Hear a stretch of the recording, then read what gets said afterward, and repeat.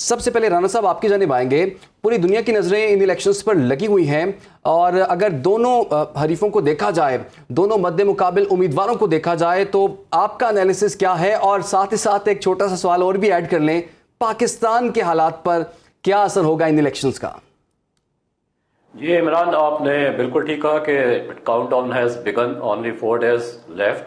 और ये ना सिर्फ अमेरिका के लिए इम्पोर्टेंट है ये इलेक्शंस, बल्कि ग्लोबल सिग्निफिकेंस भी अमेरिकन इलेक्शंस की बहुत ज़्यादा है, because America has global influence. अभी आप देखिए कि जैसे अभी आपने एक रिपोर्ट भी सुनाई और दिखाई हमारे नाजरीन को कि नेक एंड नेक वाला मुकाबला है, जिसको हम कह सकते हैं कि both the presidential candidates are walking a tightrope. अभी जो आपने स्विंग स्टेट्स की बात किया, देयर आर 7 स्विंग स्टेट्स, जिनमें 4 के जो स्विंग स्टेट्स हैं वहां पे डोनाल्ड ट्रंप जो है वो मार्जिनली कैमला हैरिस से आगे है, 1% और 2% एवरेज जो आ रही है। बाकी 3 स्टेट्स में जो कैमला हैरिस हैं वो लीड लिए हुए हैं और वो लीड भी पॉइंट्स में आ रही है, कोई ये नहीं कह सकते कि 1% और 2%। And you know that's why I am saying they both are walking a tightrope और नेक एंड नेक वाला चल रहा है। बाकी अमेरिकन अवाम जो है वो फैसला करेंगे। आपने देखा है कि पिछले इलेक्शंस में 2020 में जो हुए थे तो अमेरिकन हिस्ट्री के सबसे बड़ा जो है वो टर्न आउट हुआ था वहां पे 66.8%। तो लेट्स सी इस दफा टर्न आउट क्या होता है। लेकिन जो एनालिसिस हमारे सामने आ रहा है इमरान वो ये है कि डेमोक्रेट्स और रिपब्लिकन्स दोनों के अंदर एक ऐसी बड़ी तादाद मौजूद है which those who are anxious and frustrated, और there are some who are ambitious also, और वो थोड़े से एनर्जेटिक भी हैं, they are looking forward.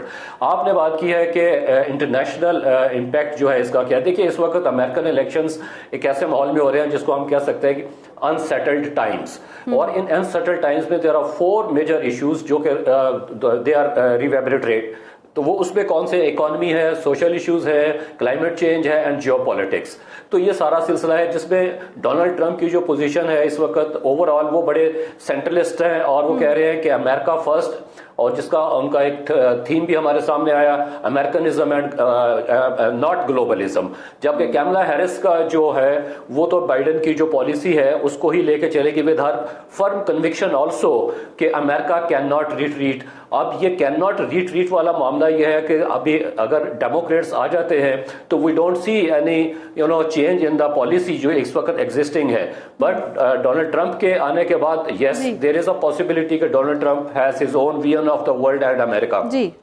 America के अंदर इस वक्त 2 इश्यूज हैं जो बड़े कैटेगोरिकल हैं। उसमें कैमला हैरिस जो है उन्होंने जो अभी एक कैंपेन थीम बनाया अपना, वो ये था कि जिस तरह सुप्रीम कोर्ट ऑफ अमेरिका ने एक रूलिंग को जो है ओवरथ्रो कर दिया था विच इज अबाउट अबॉर्शन। तो she says that abortion option for the women is under threat and she is playing on it, while Donald Trump जो है वो इमिग्रेशन और बॉर्डर कंट्रोल की बात कर रहे हैं। तो अभी देखना है कि दोनों की मुहिम जो है वो क्लियर है, बयानिया भी सामने है। तो राना साहब हमने देखा कि 1 साल से ज्यादा अरसा हो गया हुआ है फलस्तीन की जंग को, तो वो जंग वाला फैक्टर इन इंतखाबात में किस हद तक आप उसे इम्पैक्टफुल देख रहे हैं? और साथ में ये भी बता दीजिए कि जो पाकिस्तानी अमेरिकन हैं वो उनके लिए बेहतर ऑप्शन इन दोनों में से कौन सी होगी? जी इमरान, आप मुझसे बात कर रहे हैं? जी जी जी।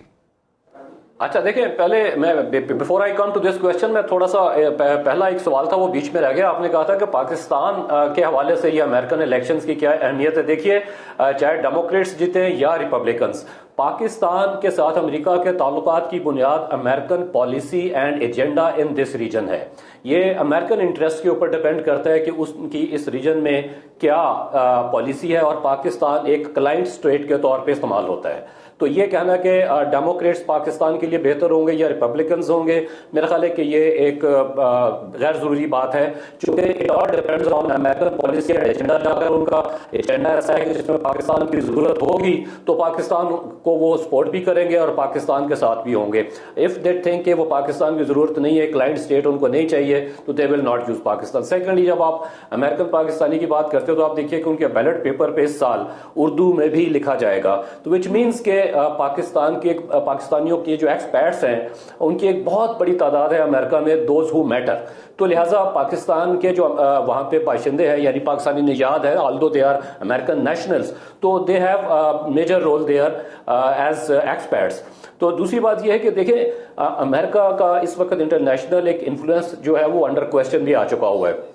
खास तौर पे रीजनलिज्म हो रहा है, रीजनल जो ऑर्गेनाइजेशंस है वो बड़ी स्ट्रांग हो रही हैं, और एक इंटरकॉन्टिनेंटल ऑर्गेनाइजेशन जिसे हम ब्रिक्स कहते हैं उसका भी एक बहुत बड़ा किरदार सामने आ रहा है। तो लिहाजा इस वक्त बहुत सारे सवालात हैं अमेरिकन पॉलिसी के हवाले से भी और अमेरिकन इन्फ्लुएंस के हवाले से भी, even with in NATO also. तो इससे देखना है कि क्या कैमला हैरिस जो कह रही है कि अमेरिका कैन नॉट रिट्रीट, ये कामयाब होती है पॉलिसी, या अमेरिकनिज्म अगेंस्ट ग्लोबलिज्म जो है वो ज्यादा सामने आता है। इसके साथ एक और चीज भी बड़ी इंपॉर्टेंट है। आप देखिए कि इस वक्त दुनिया में दो बड़े कॉन्फ्लिक्ट्स चल रहे हैं, एक है गाजा का, सेकंड इज यूक्रेन।